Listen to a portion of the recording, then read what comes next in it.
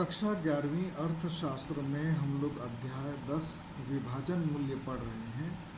विभाजन मूल्य तीन होते हैं, चतुर्थक, दशमक और शतमक, और तीन श्रेणियों के अंतर्गत निकालना पड़ता है: व्यक्तिगत श्रेणी, खंडित श्रेणी और अखंडित श्रेणी। खंडित श्रेणी में हम लोग निकालना सीख चुके हैं, व्यक्तिगत श्रेणी में हम लोग निकालना सीख चुके हैं, एक आखिरी श्रेणी बची है अखंडित श्रेणी। तो आज हम लोग अखंडित श्रेणी में विभाजन मूल्य अर्थात चतुर्थक, दशमक और शतमक निकालना सीखेंगे। अखंडित श्रेणी को पहचानना बहुत आसान होता है क्योंकि इसमें वर्गांतर दिया रहता है। तो वर्गांतर जहाँ भी दिखे समझ लीजिए कि ये अखंडित श्रेणी है। तो एक प्रश्न मैंने लिया है, अब इसमें हम लोग देखते हैं कि कैसे हम लोग चतुर्थक निकालेंगे। सवाल को बनाने के पहले हम लोग सबसे पहले तो इसकी संचयी आवृत्ति निकालेंगे। संचयी आवृत्ति पहली की वही रहती है, दूसरी की 5 में 8 दूसरी आवृत्ति जोड़ देंगे तो 13, 13 में 7 जोड़ेंगे तो 20, 20 में 12 जोड़ेंगे तो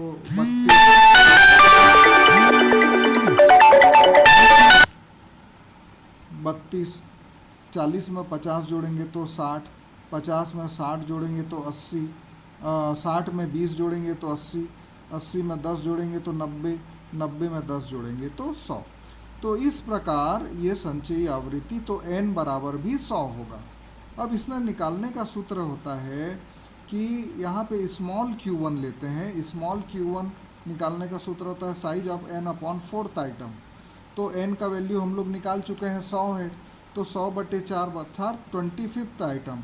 अब ये संचयी आवृत्ति किस में आएगा? 25th 32 में आएगा, और इसका वर्गांतर क्या है? 30 से 40 है, तो इसको हम लोग लिख लेंगे 30 से 40। अब हम लोग Q1 निकालने का सूत्र निकालेंगे। Q1 बराबर L1 plus L2 minus L1 upon F Q1 minus C। तो L1 होगा हमारा 30, L2 होगा हमारा 40, F फ्रीक्वेंसी निकाले हैं 12। यहाँ देखिए जिस श्रेणी में आया है उसका वर्गांतर ये है, F 12 आएगा। Q1 जो है हम लोग देखें हैं संचयी आवृत्ति जो है, और C जो है उसके ऊपर की आवृत्ति है 20। तो इस सूत्र में मान रखेंगे और ये कट कट कैंसिल हो जाएगा, 30 धन 10 बराबर 40 हो जाएगा। अब हम लोग दशमक निकालना सीखेंगे। इसमें हम लोग D1 से D9 तक कुछ भी निकाल सकते हैं। D5 हम लोग जैसे कि निकालना सीखे तो 5 × n अपॉन 10 हो जाएगा। तो 5 × 100 अपॉन 10 हो जाएगा, n का वैल्यू क्योंकि 100 है, तो इसको सॉल्व करेंगे तो आएगा 50वां पद। अब ये देखते हैं कि 50वां पद किस में आएगा? संचयी आवृत्ति 60 में आएगा, और इसका आवृत्ति है 28 और वर्गांतर है 40 से 50। तो इसको हम लोग सूत्र में रखेंगे। बस पिछले सूत्र में Q1 लिखे थे, यहाँ D6 लिख देंगे। तो D6 जो है हमारा 50 है, तो उसको हम लोग ये जो निकाले थे, तो L1 हो गया 40, L2 हो गया 50, F हो गया 28, और फिर ये जो है D5 है हमारा 50, ये D6 लिखा गया है, D5 है ये। ऋण 32 उसके ऊपर वाला आवृत्ति अर्थात 32। इसको सॉल्व करेंगे, 40 धन 10/28 गुणित 18, 40 धन 180/28। तो इसको सॉल्व करेंगे तो आएगा 46.42। ये हमारा D5 का वैल्यू होगा। ठीक इसी प्रकार से शतमक भी ज्ञात करते हैं।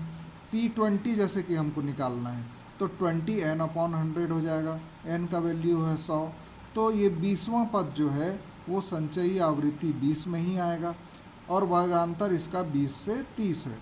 तो P20 बराबर सूत्र में मान रखेंगे, यहाँ पर बस P20 कर देंगे। L1 L2 निकालना आप लोग जानते हैं, और इसको सॉल्व करेंगे तो आएगा 20 धन 10 बराबर 30। तो P20 होगा 30।